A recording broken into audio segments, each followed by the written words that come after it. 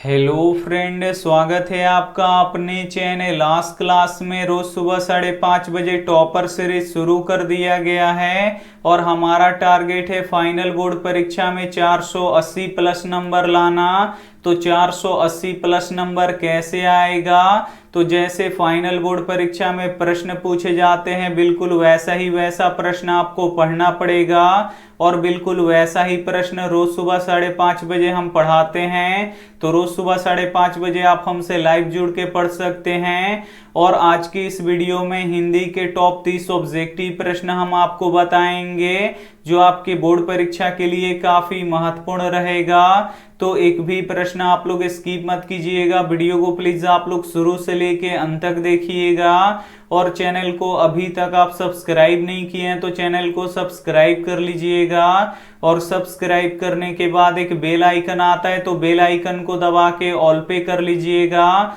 ताकि जब भी लाइव क्लास हो तो आपके पास नोटिफिकेशन पहुंचता रहे। तो आइए शुरू करते हैं पहले नंबर प्रश्न से।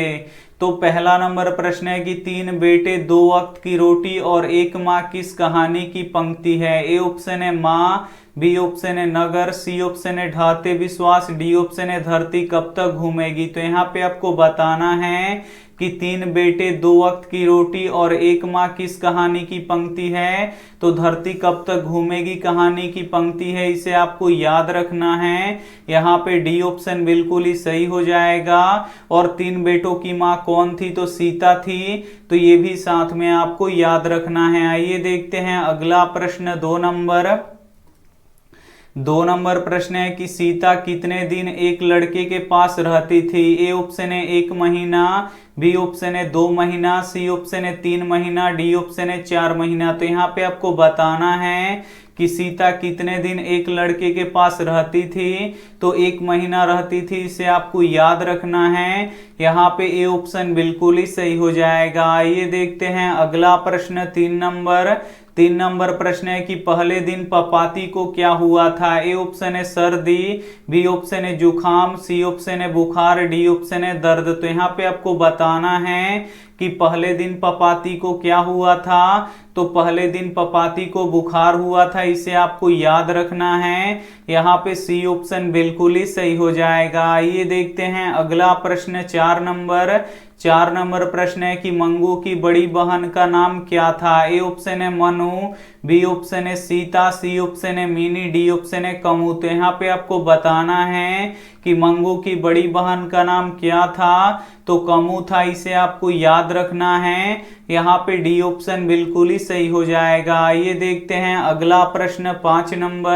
5 नंबर प्रश्न है कि रंगपा कहाँ के रहने वाला था? ए ऑप्शन है सोलापुर के, बी ऑप्शन है खिदिरपुर के, सी ऑप्शन है रामपुर के, डी ऑप्शन है वेंकटपुर के। तो यहाँ पे आपको बताना है कि रंगपा कहाँ का रहने वाला था? तो वेंकटपुर का रहने वाला था, इसे आपको याद रखना है। यहाँ पे डी ऑप्शन बिल्कुल ही सही हो जाएगा। हिंदी के टॉप 30 ऑब्जेक्टिव प्रश्न हम आपको बताएंगे जो आपके बोर्ड परीक्षा के लिए काफी महत्वपूर्ण रहेगा। तो एक भी प्रश्न आप लोग स्किप मत कीजिएगा, वीडियो को प्लीज आप लोग शुरू से लेके अंत तक देखिएगा। और वीडियो को अभी तक आप लाइक नहीं किए हैं तो प्लीज आप लोग वीडियो को लाइक भी कर दीजिएगा। ये देखते हैं अगला प्रश्न। 6 नंबर प्रश्न है कि नजमा मंगमा की कौन थी? ए ऑप्शन है बेटी, बी ऑप्शन है बहू, सी ऑप्शन है मौसी, डी ऑप्शन है बुआ। तो यहाँ पे आपको बताना है कि नजम्मा मंगमा की कौन थी? तो बहू थी, इसे आपको याद रखना है। यहाँ पे बी ऑप्शन बिल्कुल ही सही हो जाएगा। आइए देखते हैं अगला प्रश्न। 7 नंबर प्रश्न है कि लबादा का अर्थ क्या होता है? ए ऑप्शन है लाठी, बी ऑप्शन है परिधान, सी ऑप्शन है भक्ति, डी ऑप्शन है समाज। तो यहाँ पे आपको बताना है कि लबादा का अर्थ क्या होता है? तो लबादा का अर्थ परिधान होता है, इसे आपको याद रखना है। यहाँ पे बी ऑप्शन बिल्कुल ही सही हो जाएगा। आइए देखते हैं अगला प्रश्न। 8 नंबर प्रश्न है कि पक्षी अपने घर कब लौटते हैं? ए ऑप्शन है दिन में, बी ऑप्शन है रात में, सी ऑप्शन है शाम में, डी ऑप्शन है सुबह में। तो यहाँ पे आपको बताना है कि पक्षी अपने घर कब लौटते हैं? तो शाम में लौटते हैं, इसे आपको याद रखना है। यहाँ पे सी ऑप्शन बिल्कुल ही सही हो जाएगा। ये देखते हैं अगला प्रश्न। 9 9 नंबर प्रश्न है कि रूपसा क्या है। ए ऑप्शन है बंगाल की एक नदी,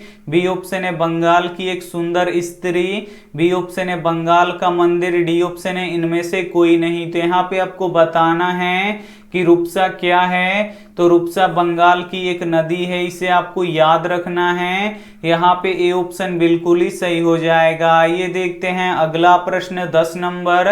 10 नंबर प्रश्न है कि बच्चा कहाँ आकर थमसा जाता है। ए ऑप्शन है क पर, बी ऑप्शन है ख पर, सी ऑप्शन है ग पर, डी ऑप्शन है अंग पर। तो यहाँ पे आपको बताना है कि बच्चा कहाँ आकर थमसा जाता है। तो अंग पर आकर थमसा जाता है, इसे आपको याद रखना है। यहाँ पे डी ऑप्शन बिल्कुल ही सही हो जाएगा। ये देखते हैं अगला प्रश्न 11 नंबर। 11 नंबर प्रश्न है कि कवि बूढ़े वृक्ष की तुलना किससे करता है। ए ऑप्शन है चौकीदार से, बी ऑप्शन है पुरोहित से, सी ऑप्शन है शिक्षक से, डी ऑप्शन है मजदूर से। तो यहाँ पे आपको बताना है कि कवि बूढ़े वृक्ष की तुलना किससे करता है। तो चौकीदार से करता है, इसे आपको याद रखना है। यहाँ पे ए ऑप्शन बिल्कुल ही सही हो जाएगा। ये देखते हैं अगला प्रश्न 12 नंबर। 12 नंबर प्रश्न है कि रामधारी सिंह दिनकर कहाँ के रहने वाले थे। ए ऑप्शन है उत्तर प्रदेश के, बी ऑप्शन है मध्य प्रदेश के, सी ऑप्शन है बिहार के, डी ऑप्शन है राजस्थान के। तो यहाँ पे आपको बताना है कि रामधारी सिंह दिनकर कहाँ के रहने वाले थे। तो ये बिहार के रहने वाले थे, इसे आपको याद रखना है। यहाँ पे सी ऑप्शन बिल्कुल ही सही हो जाएगा। ये देखते हैं अगला प्रश्न 13 नंबर। 13 नंबर प्रश्न है कि दिनकर को ज्ञानपीठ पुरस्कार किस रचना पर मिला था। ए ऑप्शन है रसीम रथी पर, बी ऑप्शन है उर्वशी पर, सी ऑप्शन है परशुराम की प्रतीक्षा पर, डी ऑप्शन है इनमें से कोई नहीं। तो यहाँ पे आपको बताना है कि दिनकर को ज्ञानपीठ पुरस्कार किस रचना पर मिला था। तो उर्वशी पर मिला था, इसे आपको याद रखना है। यहाँ पे बी ऑप्शन बिल्कुल ही सही हो जाएगा। ये देखते हैं अगला प्रश्न 14 नंबर। 14 नंबर प्रश्न है कि भारत माता की आंखें झुकी हुई हैं। ए ऑप्शन है ईर्ष्या से, बी ऑप्शन है घृणा से, सी ऑप्शन है चिंता से, डी ऑप्शन है अंधकार से। तो यहाँ पे आपको बताना है कि भारत माता की आंखें झुकी हुई हैं, तो चिंता से झुकी हुई है, इसे आपको याद रखना है। यहाँ पे सी ऑप्शन बिल्कुल ही सही हो जाएगा। हिंदी के टॉप 30 ऑब्जेक्टिव प्रश्न हम आपको बताएंगे जो आपके बोर्ड परीक्षा के लिए काफी महत्वपूर्ण रहेगा। तो एक भी प्रश्न आप लोग स्किप मत कीजिएगा। वीडियो को प्लीज आप लोग शुरू से लेके अंत तक देखिएगा, और वीडियो को अभी तक आप लाइक नहीं किए हैं तो प्लीज आप लोग वीडियो को लाइक भी कर दीजिएगा। ये देखते हैं अगला प्रश्न 15 नंबर। 15 नंबर प्रश्न है कि प्रेमधन का जन्म कहाँ हुआ था। ए ऑप्शन है मिर्जापुर में, बी ऑप्शन है लखनऊ में, सी ऑप्शन है इलाहाबाद में, डी ऑप्शन है बनारस में। तो यहाँ पे आपको बताना है कि प्रेमधन का जन्म कहाँ हुआ था। तो मिर्जापुर में हुआ था, इसे आपको याद रखना है। यहाँ पे ए ऑप्शन बिल्कुल ही सही हो जाएगा। ये देखते हैं अगला प्रश्न 16 नंबर। 16 नंबर प्रश्न है कि सुजान रसखान किनकी रचना है। ए ऑप्शन है सुजान की, बी ऑप्शन है रसखान की, सी ऑप्शन है मियाजान की, डी ऑप्शन है नासिर की। तो यहाँ पे आपको बताना है कि सुजान रसखान किनकी रचना है। तो ये रसखान की रचना है, इसे आपको याद रखना है। यहाँ पे बी ऑप्शन बिल्कुल ही सही हो जाएगा। ये देखते हैं अगला प्रश्न 17 नंबर। 17 नंबर प्रश्न है कि प्रेम वर्ण का अर्थ क्या होता है। ए ऑप्शन है प्रेम का वर्ण करना, बी ऑप्शन है प्रेम का रंग, सी ऑप्शन है प्रेम की पूजा, डी ऑप्शन है इनमें से कोई नहीं। तो यहाँ पे आपको बताना है कि प्रेम वर्ण का अर्थ क्या होता है। तो प्रेम का रंग होता है, इसे आपको याद रखना है। यहाँ पे बी ऑप्शन बिल्कुल ही सही हो जाएगा। ये देखते हैं अगला प्रश्न 18 नंबर। 18 नंबर प्रश्न है कि गुरु नानक किस धर्म के प्रवर्तक थे। ए ऑप्शन है हिंदू धर्म के, बी ऑप्शन है सिख धर्म के, सी ऑप्शन है मुस्लिम धर्म के, डी ऑप्शन है इनमें से कोई नहीं। तो यहाँ पे आपको बताना है कि गुरु नानक किस धर्म के प्रवर्तक थे। तो ये सिख धर्म के प्रवर्तक थे, इसे आपको याद रखना है। यहाँ पे बी ऑप्शन बिल्कुल ही सही हो जाएगा। ये देखते हैं अगला प्रश्न 19 नंबर। 19 नंबर प्रश्न है कि घृणा को जीता जा सकता है। ए ऑप्शन है प्रेम से, बी ऑप्शन है सत्य से, सी ऑप्शन है बल से, डी ऑप्शन है कष्ट से। तो यहाँ पे आपको बताना है कि घृणा को जीता जा सकता है। तो घृणा को प्रेम से जीता जा सकता है, इसे आपको याद रखना है।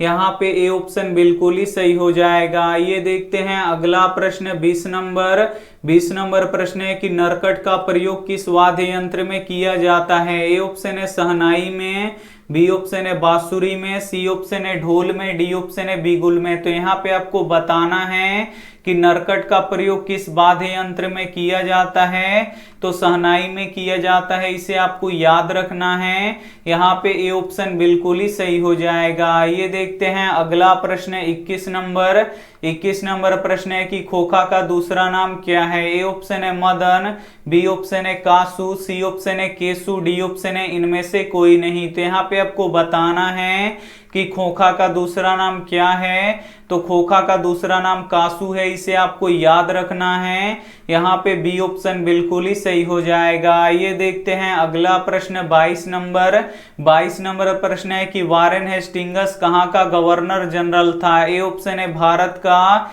बी ऑप्शन है यूनान का, सी ऑप्शन है श्रीलंका का, डी ऑप्शन है जर्मनी का। तो यहाँ पे आपको बताना है कि वारेन हेस्टिंगस कहाँ का गवर्नर जनरल था, तो ये भारत का गवर्नर जनरल था, इसे आपको याद रखना है। यहाँ पे ए ऑप्शन बिल्कुल ही सही हो जाएगा। ये देखते हैं अगला प्रश्न 23 नंबर प्रश्न है कि गिरधर लाल सेन साहब के फैक्ट्री में क्या था। ए ऑप्शन है किरानी, बी ऑप्शन है ड्राइवर, सी ऑप्शन है मैनेजर, डी ऑप्शन है इनमें से कोई नहीं। तो यहाँ पे आपको बताना है कि गिरधर लाल सेन साहब की फैक्ट्री में क्या था, तो किरानी था, इसे आपको याद रखना है। यहाँ पे ए ऑप्शन बिल्कुल ही सही हो जाएगा। ये देखते हैं अगला प्रश्न 24 नंबर प्रश्न है कि सच्चा भारत कहाँ बसता है। ए ऑप्शन है शहरों में, बी ऑप्शन है महानगरों में, सी ऑप्शन है गांवों में, डी ऑप्शन है सरायों में। तो यहाँ पे आपको बताना है कि सच्चा भारत कहाँ बसता है, तो गांव में बसता है, इसे आपको याद रखना है।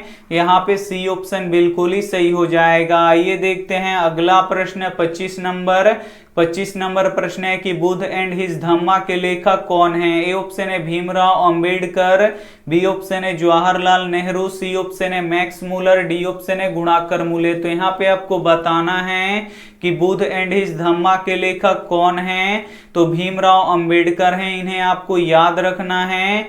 यहाँ पे ए ऑप्शन बिल्कुल ही सही हो जाएगा। ये देखते हैं अगला प्रश्न 26 नंबर प्रश्न है कि मदन के लिए क्या खाना मामूली बात है। ए ऑप्शन है प्यार, बी ऑप्शन है मार, सी ऑप्शन है दुलार, डी ऑप्शन है दुदकार। तो यहाँ पे आपको बताना है कि मदन के लिए क्या खाना मामूली बात है, तो मदन के लिए मार खाना मामूली बात है, इसे आपको याद रखना है। यहाँ पे बी ऑप्शन बिल्कुल ही सही हो जाएगा। ये देखते हैं अगला प्रश्न 27 नंबर प्रश्न है कि नाखून क्यों बढ़ते हैं। यह प्रश्न लेखक से किसने पूछा। ए ऑप्शन है पत्नी ने, बी ऑप्शन है बेटे ने, सी ऑप्शन है बेटी ने, डी ऑप्शन है भाई ने। तो यहाँ पे आपको बताना है कि नाखून क्यों बढ़ते हैं, यह प्रश्न लेखक से किसने पूछा, तो बेटी ने पूछा, इसे आपको याद रखना है।